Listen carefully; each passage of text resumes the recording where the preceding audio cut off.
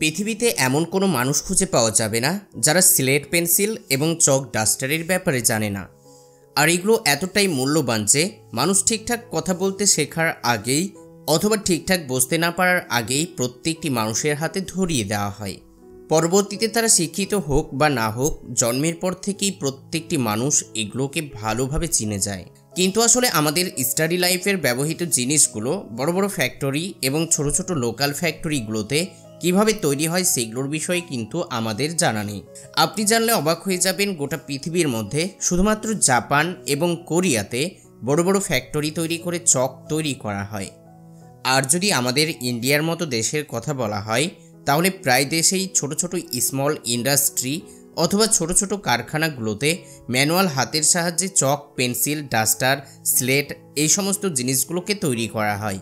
যদিও বর্তমান সময়ে পৃথিবীর কোনায় কোনায় হোয়াইট বোর্ড অর্থাৎ মার্কার বোর্ড পৌঁছে গিয়েছে। যেহেতু এগুলো পোর্টেবল এবং লাইট ওয়েট বোর্ড, সেই কারণে এগুলো সব থেকে বেশি ব্যবহার করা হচ্ছে। তাছাড়াও এগুলো অনেকটা গ্লোসি এবং ডাস্টবিহীন হওয়ার কারণে বর্তমানে এগুলোর সেল ব্যাপক পরিমাণে বৃদ্ধি পেয়েছে। কিন্তু আজ আপনাদেরকে জানাবো আসলে 1900 দশকের দিকে যেই সমস্ত মানুষ চক, ডাস্টার, স্লেট, পেন্সিল দিয়ে পড়াশোনা করেছে, সেই সমস্ত চক, পেন্সিল কিভাবে তৈরি করা হয়। আজকের ভিডিও দারুণ ইন্টারেস্টিং হতে চলেছে, কারণ আমরা অনেকেই আছি যারা প্রচুর পরিমাণে চক, পেন্সিল ব্যবহার করেছি, কিন্তু আসলে এগুলো কিভাবে তৈরি করা হয় সেই বিষয়ে জানতাম না।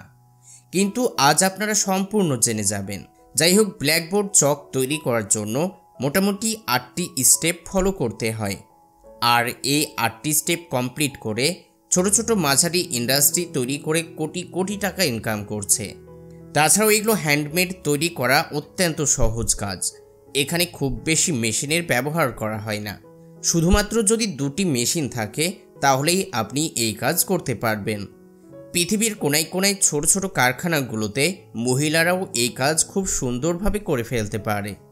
শুধুমাত্র একটি মোল্ডের সাহায্যে খুব সহজেই এবং খুব কম টাইমের মধ্যেই রং বেরঙের চক তৈরি করা হয়।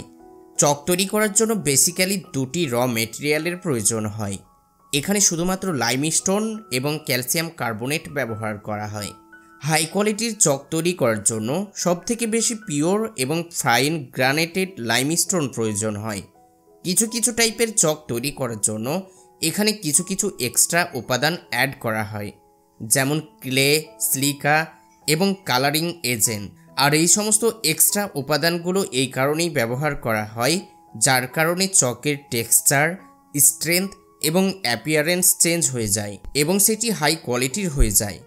র মেটেরিয়াল প্রিপারেশন করার জন্য সর্বপ্রথম লাইমস্টোন এবং ক্যালসিয়াম কার্বনেট গ্রাইন্ডিং সেকশনে নিয়ে চলে আসা হয়, যেখানে সমস্ত লাইমস্টোনগুলোকে ছোট ছোট করে পিস করে ফেলা হয়। কারণ লাইমস্টোনগুলো অনেক বড় বড় থাকে, আর এত বড় লাইমস্টোনগুলোকে মেল্টিং করা যাবে না। ছোট ছোট পিস করে নেওয়ার পর সেগুলোকে মিলের মধ্যে পিষে একেবারে ফাইন পাউডার তৈরি করে নেওয়া হয়। আর এই পাউডার দেখে বোঝাই যায় না আসলে এগুলো কোনো ময়দা নাকি লাইমস্টোনের পাউডার। যাই হোক, একবার ভালোভাবে পাউডার তৈরি হয়ে গেলে জল দিয়ে ভালোভাবে মিক্সিং করে নেওয়া হয়। এখানে এমনভাবে মিক্স করা হয় যেগুলো একেবারে পাতলা গাঢ় করে তৈরি করা হয়, যেন সেগুলো ভালোভাবে প্রপারলি মোল্ডের মধ্যে পৌঁছে যেতে পারে। মিশ্রণ একবার তৈরি হয়ে গেলে মোল্ডের মধ্যে এইভাবে মিশ্রণ ঢেলে দেওয়া হয়, যেন সেগুলো ভালোভাবে প্রপারলি মোল্ডের মধ্যে পৌঁছে যেতে পারে। এই ভিডিওতে বেশিরভাগ ছোট ছোট কারখানাগুলোতে চক তৈরি করার প্রসেস দেখানো হয়েছে। এখানে বেশিরভাগ কাজ হাতের সাহায্যে ম্যানুয়ালভাবে করা হচ্ছে।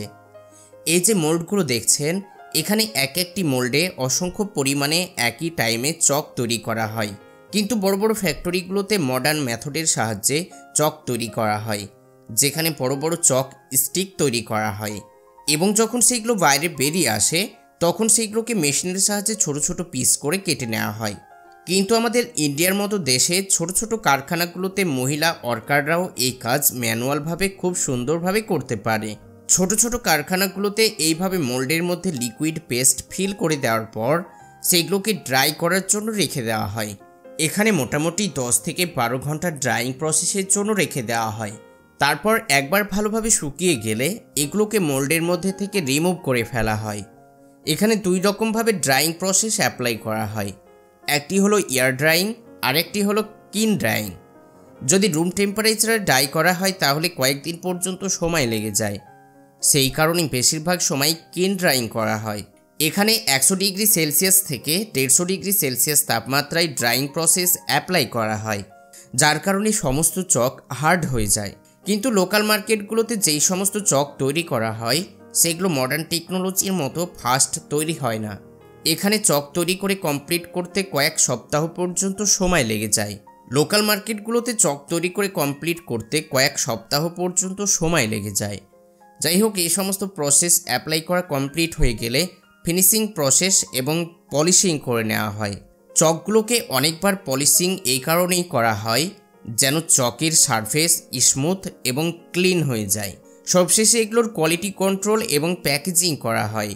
কিন্তু প্যাকেজিং করার আগে আরও একটি স্টেপ ফলো করতে হয়, আর এটি হলো ইন্সপেকশন। প্রত্যেকটি চক স্টিককে ভালোভাবে ইন্সপেকশন করে দেখে নেওয়া হয়। কালার কোয়ালিটি, স্ট্রাকচার, ইন্টিগ্রিটি সমস্ত কিছু ভালোভাবে ইন্সপেকশন করে দেখে নেওয়া হয়। একবার চকের কোয়ালিটি কন্ট্রোল পাস হয়ে গেলে এগুলোকে প্যাকেজিংয়ের জন্য রেডি করে নেওয়া হয়। এখানে ছোট ছোট বক্সগুলোতে কাউন্ট করে করে প্যাকেজিং করা হয়। তারপর একবার প্যাকেজিং কমপ্লিট হয়ে গেলে সেগুলোকে মার্কেটে ডিস্ট্রিবিউট করে দেওয়া হয়, আর এইভাবে বিভিন্ন স্কুল এবং টিউটোরিয়াল হলগুলোতে পৌঁছে দেওয়া হয়। কিন্তু থামুন, যদি স্পেশাল কোয়ালিটির চক তৈরি করা হয় তাহলে এখানে কিছু মেশিনারি এবং ডাইস, তার সাথে সাথে পিগমেন্ট চেঞ্জ করতে হয়। অর্থাৎ বিভিন্ন কালারের চক তৈরি করার জন্য কিছু কিছু এক্সট্রা ইনগ্রেডিয়েন্টস এবং এক্সট্রা মোল্ডের প্রয়োজন হয়। কালারিং চক তৈরি করার প্রসেস একেবারে সেম, কিন্তু এখানে কিছু কালারিং এজেন্ট এবং কিছু কিছু মেটেরিয়াল চেঞ্জ করা হয়। তাছাড়াও বর্তমানে ডাস্টলেস চকও পাওয়া যায়, যেগুলো সচরাচর খুব কম জায়গায় ব্যবহার করতে দেখা যায়, কারণ এগুলো অন্যান্য চকের থেকে একেবারে অনেক বেশি দাম।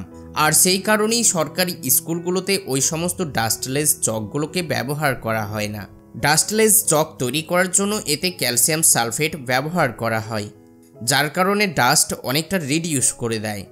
যাই হোক, চক তৈরি করার জন্য এই সমস্ত প্রসেসগুলো অ্যাপ্লাই করতে হয়, কিন্তু এর মধ্যেও কিছু কিছু প্রসেস ডিপেন্ড করে প্রোডাকশনের উপর ভিত্তি করে। এবার হয়তো আপনারা প্রত্যেকেই বুঝতে পেরেছেন চক কিভাবে তৈরি হয়ে আমাদের স্কুল কলেজগুলোতে পৌঁছে দেওয়া হয়। আর ঠিক একই রকমভাবে আমাদের মার্কেটগুলোতে যেই সিলেটগুলো তৈরি করে পাঠানো হয় সেই সমস্ত সিলেটগুলোও ছোট ছোট কারখানাগুলোতে হ্যান্ডমেড তৈরি করা হয়। আর এই সিলেটগুলো এক ধরনের বড় বড় স্টোন কেটে তৈরি করা হয়। আর যেই পেন্সিলগুলো দিয়ে সিলেটের উপর লেখা হয় সেগুলোও কিন্তু স্টোন দিয়েই তৈরি করা হয়। পরের কোনো ভিডিওতে স্লেট তৈরি করা এবং পেন্সিল তৈরি করার ফুল প্রসেস দেখানো হবে। আর ওই সমস্ত ইনফরমেশনগুলো জানার জন্য চ্যানেলটিকে সাবস্ক্রাইব করে রাখবেন। তো বন্ধুরা, আজকের ভিডিও কেমন লেগেছে অবশ্যই নিচে কমেন্ট করে জানাবেন। তার সাথে সাথে লাইক করতে ভুলবেন না এবং বন্ধুদের সঙ্গে শেয়ার করবেন। আজ এই পর্যন্তই, আবারও দেখা হবে নতুন কোনো ইন্টারেস্টিং ভিডিওর সাথে। ততক্ষণ পর্যন্ত ভালো থাকবেন। ধন্যবাদ।